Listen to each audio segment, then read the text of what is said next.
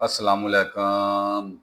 4 star सियासी डेरे दे खुश आमदीद। हजूर साडी दुआ है तुसीं जिथे जिथे भी तशरीफ फरमाओ, अल्लाह पाक तुहानूं सारिआं नूं सेहत तंदुरुस्ती अता फरमावे। लै भी बेलियो सजनों, बड़ी बड़ी बड़ियां खबरां आ गईयां ने। अगे भी खबरां अपने कोल बड़ियां जबरदस्त हुंदियां ने ते असीं हुण भी खबरां तुहाडे पासे लिआदे आए हां। ठीक है ना। सब नाल पहली खबर ही कि इसराइल ने जिहड़ा ना ईरान ते हमला कीता ते पूरे मुल्क दे विच धमाके, काफ़ी जगह धमाके होए। ते पीर दी जिहड़ी हैगी ना बुशरा बीबी, इमरान खान साहब दी बेगम, साढ़े पीरो मुर्शद दी बेगम, ਉਹ ਰਿਆ ਜਦੋਂ ਹੋਈ ਨਾ, ਉਹਨਾਂ ਨੇ ਰਿਆ ਹੁੰਦਿਆਂ ਨਾਲ ਜਿਹੜਾ ਨਾ PTI ਨੇ ਰਿਆਸਤ ਦੇ ਉੱਤੇ ਪਹਿਲਾ ਹਮਲਾ ਕਰ ਦਿੱਤਾ ਗਿਆ। ਅਡਿਆਲਾ ਜੇਲ੍ਹ ਦੇ ਉੱਤੇ ਧਾਵਾ ਬੋਲ ਦਿੱਤਾ ਤੇ ਦੁਬਾਰਾ 9 ਮਈ ਕਰਨ ਦੀ ਤਿਆਰੀ। ਤੁਹਾਡੇ ਅੱਗੇ ਗੁਜ਼ਾਰਿਸ਼ ਹੈ, ਅਗਰ ਤੁਸੀਂ ਚੈਨਲ ਨੂੰ ਸਬਸਕ੍ਰਾਈਬ ਨਹੀਂ ਕੀਤਾ ਤਾਂ ਸਬਸਕ੍ਰਾਈਬ ਕਰ ਦੇਣਾ ਤੇ ਬੈਲ ਆਈਕਨ ਦੇ ਬਟਨ ਨੂੰ ਲਾਜ਼ਮਨ ਦਬਾਉਣਾ। ਬੜੇ ਦਿਨਾਂ ਤੋਂ ਨਾ ਲੋਕ ਤੇ ਆਲਮੀ ਜਿਹੜਾ ਮੀਡੀਆ ਹੈਗਾ ਨਾ, ਉਹ ਸਾਰੇ ਕਹਿ ਰਹੇ ਸਨ ਕਿ ਕਦੋਂ ਇਸਰਾਈਲ ਈਰਾਨ ਦੇ ਉੱਤੇ ਹਮਲਾ ਕਰੇਗਾ। ਲੈ ਫਿਰ ਈਰਾਨ ਦੇ ਉੱਤੇ ਹਮਲਾ ਹੋ ਗਿਆ। ਜਿਵੇਂ ਤੇ ਹਫਤੇ ਦੀ ਦਰਮਿਆਨੀ ਸ਼ਬ ਜਿਹੜਾ ਰਾਤ ਨੂੰ, ਜਿਵੇਂ ਰਾਤ ਨੂੰ ਤੇ ਹਫਤੇ ਸੁਬਾਹ ਦੇ ਪਹਿਲੋਂ ਪਹਿਲੋਂ ਇਸਰਾਈਲ ਨੇ ਈਰਾਨ ਦੇ ਉੱਤੇ ਖੌਫਨਾਕ ਹਮਲਾ ਕੀਤਾ।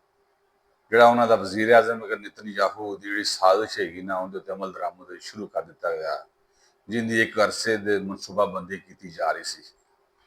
ਇਸ ਹਮਲੇ ਦਾ ਮਕਸਦ ਇੱਕ ਹੀ ਹੈਗਾ ਕਿ ਇਸਰਾਈਲ ਜਿਹੜੀ ਨਜਾਇਜ਼ ਰਿਆਸਤ ਹੈਗੀ ਨਾ, ਇਹਦਾ ਵਜੂਦ ਬਰਕਰਾਰ ਰੱਖਣਾ ਤੇ ਔਰ ਮਸ਼ਰਕੇ ਵਸਤਾ ਦੇ ਵਿੱਚ ਨਜਾਇਜ਼ ਜਿਹੜੇ ਤਲਕ ਹੈਗੇ ਨੇ ਨਾ ਕਾਇਮ ਕਰਨਾ, ਗਜ਼ਾ ਨੂੰ ਤਬਾਹ ਕਰਨਾ।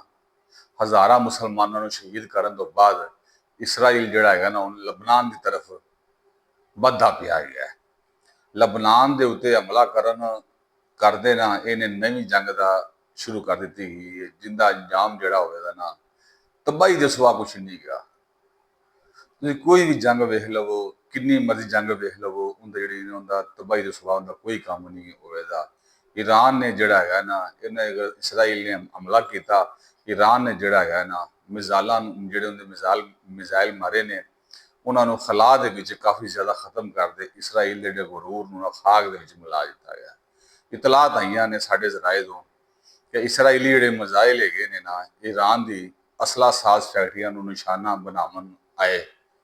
ਲੇਕਿਨ ਜਿਸ ਤਰ੍ਹਾਂ ਈਰਾਨ ਨੇ ਆਪਣੀ ਦਫਾਈ ਪੋਜੀਸ਼ਨ ਨੂੰ ਸਲਾਹੀਅਤ ਦਾ ਮੁਜ਼ਾਹਰਾ ਕੀਤਾ ਗਿਆ ਹੈ, ਉਹਨੇ ਦੁਨੀਆ ਨੂੰ ਹੈਰਾਨ ਤੇ ਪਰੇਸ਼ਾਨ ਕਰ ਦਿੱਤਾ ਗਿਆ ਹੈ ਕਿ ਇਹਨਾਂ ਕੋਲ ਏਡੀ ਜ਼ਬਰਦਸਤ ਟੈਕਨੋਲੋਜੀ ਹੈਗੀ ਹੈ। ਦਰਅਸਲ ਈਰਾਨ ਨੇ ਜਿਹੜਾ ਹੈਗਾ ਨਾ ਪੂਰੀ ਦੁਨੀਆ ਨੂੰ ਪੈਗਾਮ ਦਿੱਤਾ ਹੈ, ਅਗਰ ਇਸਰਾਈਲ ਆਪਦੀ ਕਾਰਵਾਈਆਂ ਤੋਂ ਬਾਜ਼ ਨਾ ਆਇਆ ਤੇ ਇਹਦੇ ਤਬਾਹਕੁਨ ਨਤਾਇਜ ਹੋਣਗੇ ਔਰ ਜਿਹੜਾ ਖਿੱਤੇ ਨੂੰ ਜਿਹੜਾ ਨਾ ਹਿਲਾ ਕੇ ਰੱਖ ਦੇਣਗੇ। ਫਿਰ ਕੋਈ ਵੀ ਜਿਹੜਾ ਖਿੱਤਾ ਹੈਗਾ ਨਾ ਮੁਲਕ ਇਸ ਜੰਗ ਤੋਂ ਮਹਿਫੂਜ਼ ਨਹੀਂ ਹੋਵੇਗਾ। ਮਸ਼ਰਕੇ ਵਸਤਾ ਦੇ ਵਿੱਚ ਜਿਹੜੇ 10 ਅਮਰੀਕੀ ਅੱਡੇ ਹੈਗੇ ਨੇ ਨਾ, ਕੋਈ ਸਾਊਦੀ ਅਰਬ 'ਚ ਹੈਗਾ, ਕੋਈ ਇੱਧਰ UAE ਦੇ ਵਿੱਚ ਹੈਗਾ, ਕੋਈ ਕਤਰ 'ਚ ਹੈਗਾ।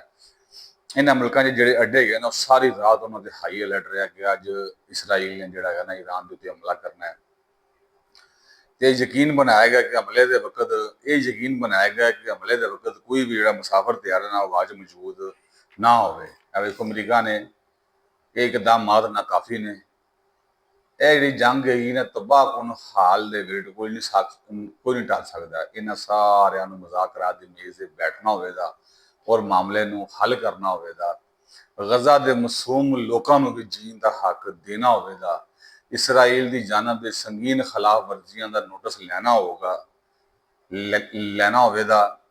ਜੰਗੀ ਜਰਾਇਮ ਦੇ ਵਿੱਚ ਮੁਲਵਸ ਜਿਹੜੇ ਫੌਜੀ ਹੈਗੇ ਨੇ ਉਹਨਾਂ ਨੂੰ ਅਦਾਲਤਾਂ ਵਿੱਚ ਖੜਾ ਕਰਨਾ ਹੋਵੇਗਾ, ਵਰਨਾ ਤਵਾਜ਼ਨ ਵਿਗੜ ਜਾਵੇਗਾ, ਵਰਨਾ ਪਾਸਾ ਵਿਗੜ ਜਾਵੇਗਾ। ਇਸਰਾਈਲ ਨੂੰ ਰੋਕਣਾ ਹੋਵੇਗਾ, ਵਰਨਾ ਹੋਰ ਵੀ ਜ਼ਿਆਦਾ ਤਬਾਹੀ ਆਵੇਗੀ।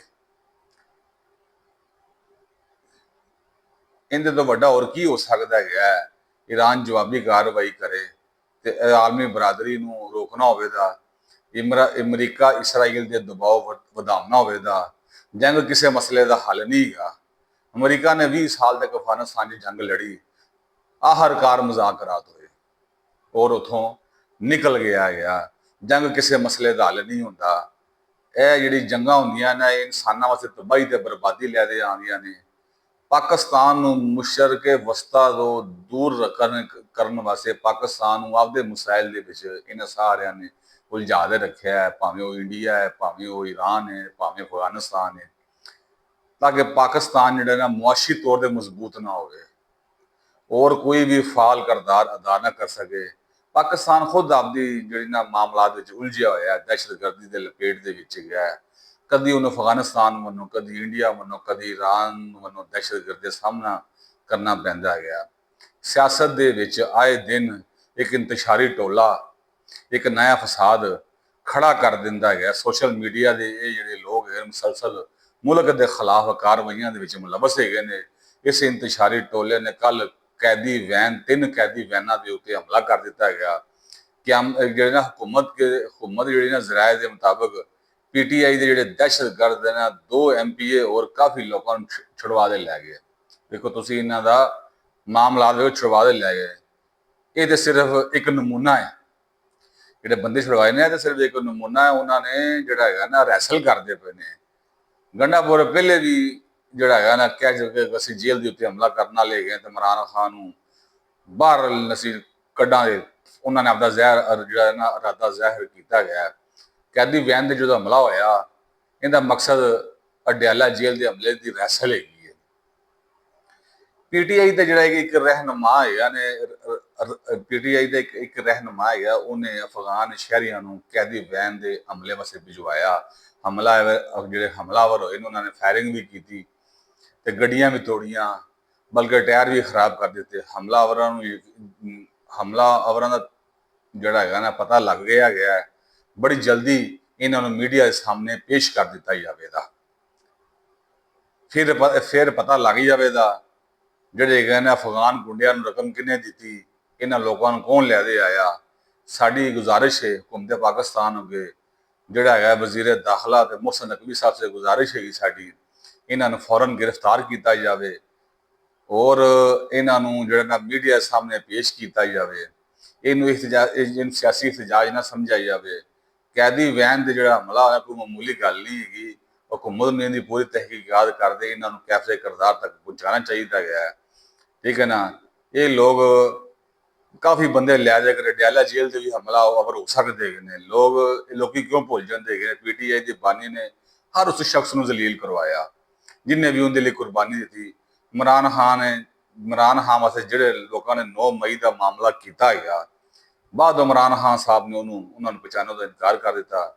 ਜਦੋਂ ਤੱਕ ਜਨਰਲ ਕਮਰ ਜਵੇਦ ਬਾਜਵਾ ਪੀਟੀਆਈ ਦੇ ਨਾਲ ਰਿਹਾ, ਉਹਨੂੰ ਪੀਟੀਆਈ ਆਪਦੇ ਬਾਪ ਦਾ ਦਰਜਾ ਦਿੰਦੇ ਰਹੇ। ਪੀਟੀਆਈ ਉਹਨਾਂ ਨੂੰ ਆਪਦੇ ਪਿਓ ਦਾ ਦਰਜਾ ਦਿੰਦੇ ਰਹੇ। ਲੇਕਿਨ ਜਦੋਂ ਉਹਨਾਂ ਨੇ ਸਾਥ ਛੱਡਿਆ, ਫਿਰ ਉਹਨੂੰ ਮੀਰ ਜਾਫਰ ਤੇ ਮੀਰ ਸਾਦਕ ਦਾ ਲਕਬ ਦੇ ਦਿੱਤਾ ਗਿਆ।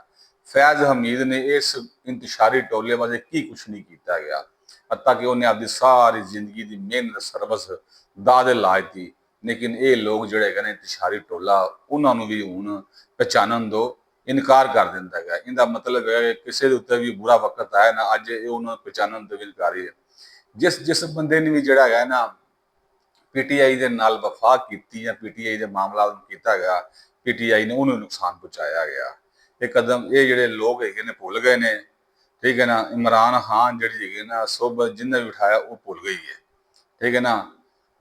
ਇਹਨਾਂ 'ਚ ਅੱਛਾ ਗੰਡਾਪੁਰ ਹੈਗਾ ਜਿਹਨੇ ਕੱਲ ਜਸਟਿਸ ਯਹੀਆ ਖਾਨ ਦੀ ਖਲਫ ਬਰਦਾਰੀ 'ਚ ਸ਼ਿਰਕਤ ਕੀਤੀ ਤੇ ਇਮਰਾਨ ਖਾਨ ਨੂੰ, ਠੀਕ ਹੈ ਨਾ, ਇਹਦਾ ਸਾਰਾ ਇੰਤਸ਼ਾਰੀ ਟੋਲੇ ਜਿਹੜਾ ਹੈਗਾ ਨਾ ਸ਼ਿਰਕਤ ਕੀਤੀ। ਉਹਨੂੰ ਪਤਾ ਹੈਗਾ ਕਿ ਵੀ ਜਿਹੜਾ ਹੈਗਾ ਨਾ ਸਾਨੂੰ ਫੌਜ ਦੇ ਨਾਲ, ਹੁਕੂਮਤ ਦੇ ਨਾਲ ਚੱਲਣਾ ਚਾਹੀਦਾ ਹੈ।